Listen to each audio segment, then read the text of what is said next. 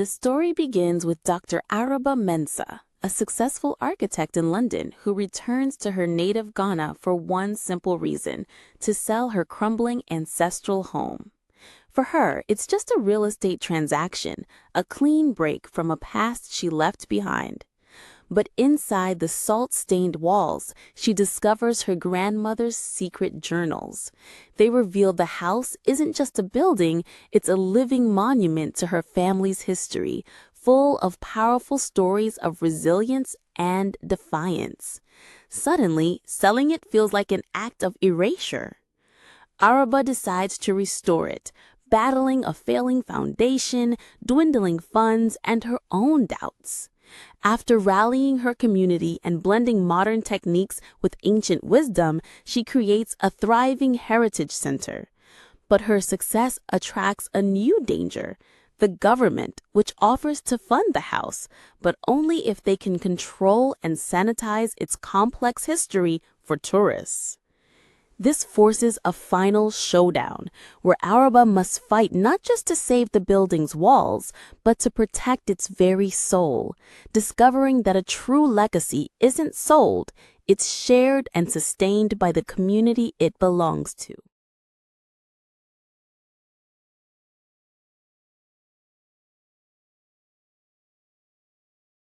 The email arrived on a Tuesday, cutting through the sterile gray light of Dr. Araba Mensah's London architectural firm.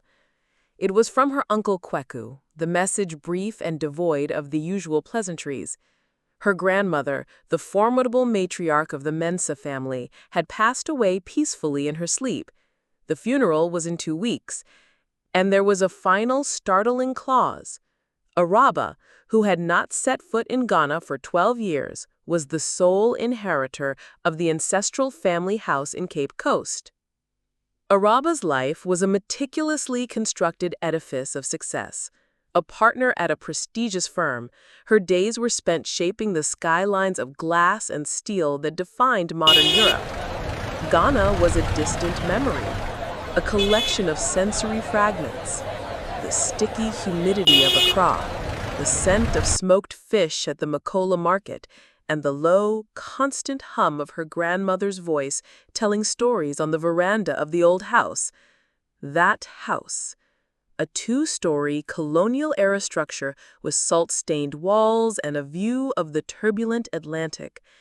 It had always felt more like a museum than a home, burdened by the weight of generations.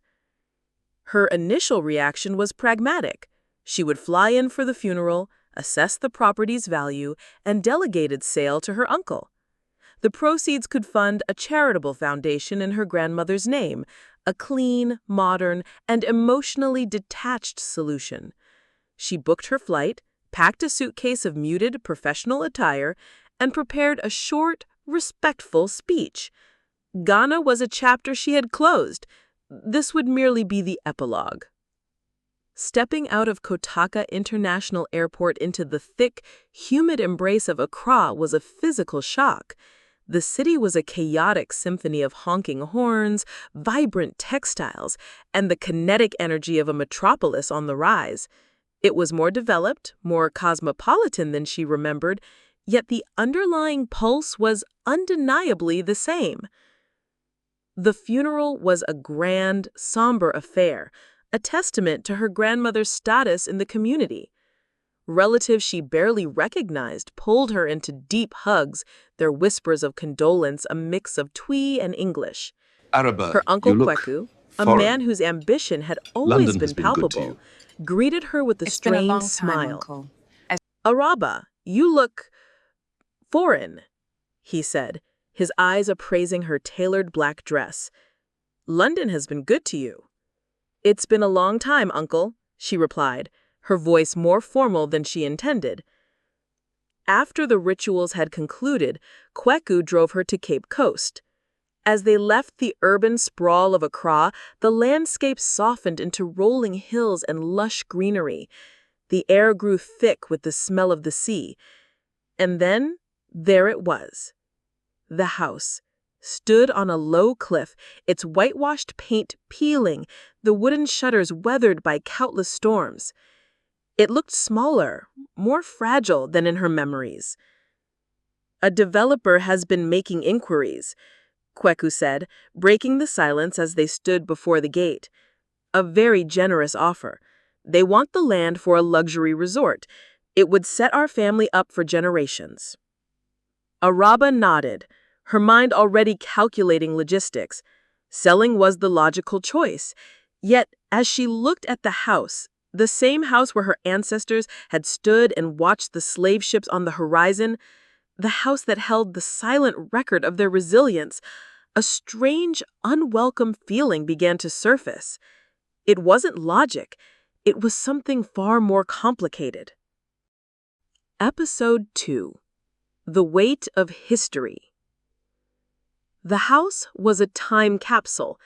Dust motes danced in the shafts of light filtering through the grimy windows, illuminating stacks of books, hand-carved furniture, and faded photographs. The air was heavy with the scent of old wood, salt, and something else, the faint floral perfume her grandmother had always worn. It was in the master bedroom while sorting through her grandmother's belongings that Araba found the journals. They were a collection of worn, leather-bound books, their pages filled with her grandmother's elegant, looping script. They were not simple diaries, but meticulously kept records of family history, local lore, and personal reflections. Araba, who had intended to spend the day cataloging assets for liquidation, found herself sitting on the floor, utterly captivated. She read about ancestors who were Fante traders, navigating complex relationships with the European merchants in the nearby Cape Coast castle. She discovered stories of resistance, not of grand battles, but of quiet subversion, of women who used their trading posts to smuggle information, of elders who preserved oral histories forbidden by the colonizers. Her grandmother had not just been living in a house, she had been the curator of a legacy.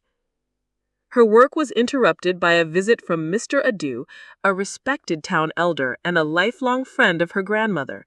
He was a small, dignified man with eyes that held the wisdom of his years. "Your grandmother was a great woman," he said, accepting the glass of water Araba offered. "She believed this house was more than wood and stone. It is a story, our story." He looked directly at Araba. "She was so proud of you, the architect. She said you knew how to build things that last." His words struck a dissonant chord. Later that day, her uncle Kweku returned accompanied by a slick, well-dressed representative from the development company. They unrolled glossy blueprints on the antique dining table, the images of a sterile, glass-fronted resort, a jarring intrusion in the historic room. "Dr. Mensah, a pleasure," the developer said, his handshake firm. "We envision a world-class destination. It will bring jobs, tourism, progress. Your uncle tells us you are a practical woman." "The offer is now 20% higher than our initial one," Kweku added, his voice tight with anticipation. "This is a life-changing opportunity, Araba. We cannot be held back by sentimentality." Araba looked at the glossy renderings and the salt-stained walls around her. She thought of the journals in her lap, of the stories of resilience and quiet defiance they contained. The professional, pragmatic part of her brain screamed that this was an incredible deal, a clean break, but the voice of the elder and the silent testament of the house began to sow the seeds of a profound internal conflict. The house was no longer just a property to be sold. It was becoming a responsibility she never knew she had. Episode 3. The Blueprint for a Future. The deadline from the developers loomed, a final, aggressive offer that expired in 48 hours. The pressure from Kweku was relentless. He saw her hesitation not as thoughtful consideration, but as a foolish Western-bred romanticism that threatened the family's financial future. Their confrontation happened on the veranda as a storm rolled in from the sea, the sky turning a bruised purple. "I don't understand you," Kweku's voice was sharp with frustration. For years, you showed no interest in this place, in this country. Now you return and want to cling to a pile of rotting wood? This house is a monument to our suffering, a relic of a past we should be trying to escape, not preserve. It's not just about suffering, Araba countered, her voice rising with a passion that surprised her. I've been reading Grandma's journals. Our family wasn't just a victim of history, they shaped it. They resisted. Folk tales, he scoffed. They won't pay for my children's education. They won't build a future. That night, unable to sleep, Araba restlessly explored the house. In her grandmother's study, behind a loose floorboard she had noticed earlier, she found a small tin box. Inside were not folk tales, but tangible proof. Faded letters from the 18th century detailing secret meetings among Fante leaders, property deeds signed with defiant X's, and a delicate sketch of the house itself with notations for a hidden compartment used to store community funds away from colonial taxes. This was not sentimentality. This was evidence. The house was a living document. The next morning, Araba called her family meeting. The developers and her uncle sat on one side of the room, radiating impatience. On the other sat the town elders, whom she had invited. She stood before them not as the prodigal daughter, but as Dr. Araba Mensah, architect. She didn't make an emotional appeal. Instead, she unrolled her own set of drawings. On a large drafting board, she had sketched a new vision. It was a professional, phased proposal to restore the house, not as a static museum, but as a vibrant, living heritage center. Her plan included a gallery for local artists, a digital archive of her grandmother's histories, and a workshop for teaching traditional building techniques and crafts to local youth. She presented Story summary. Dr. Araba Mensah, a successful Ghanaian architect based in London, is called back to her homeland after the death of her grandmother, inheriting the ancestral family house in Cape Coast. Initially intending to sell the dilapidated, salt-stained property to a luxury resort developer, her plans are complicated when she discovers her grandmother's journals. These books reveal the house is not just a building, but a living repository of Fante history, filled with stories of quiet resistance, cultural preservation, and resilience against colonialism. Torn between a pragmatic sale pushed by her uncle, Kweku, and a newfound sense of duty, Araba decides to restore the house. Her modern architectural methods initially clash with the realities of the project, culminating in a structural survey that revealed a failing foundation, nearly forcing her to abandon the endeavor. On the brink of failure, she humbles herself to learn traditional building techniques from a master mason, Mr. Osei. By blending ancient methods with modern engineering, she creates a viable restoration plan that galvanizes the community. Together, they transform the house into the Mensah Heritage House, a vibrant center for local art, history, and education. This success attracts the attention of the Ghanaian Ministry of Tourism, which offers a lucrative but controlling partnership. The ministry seeks to sanitize the house's complex history into a more marketable, simplified tourist narrative, threatening the very authenticity Araba fought to preserve.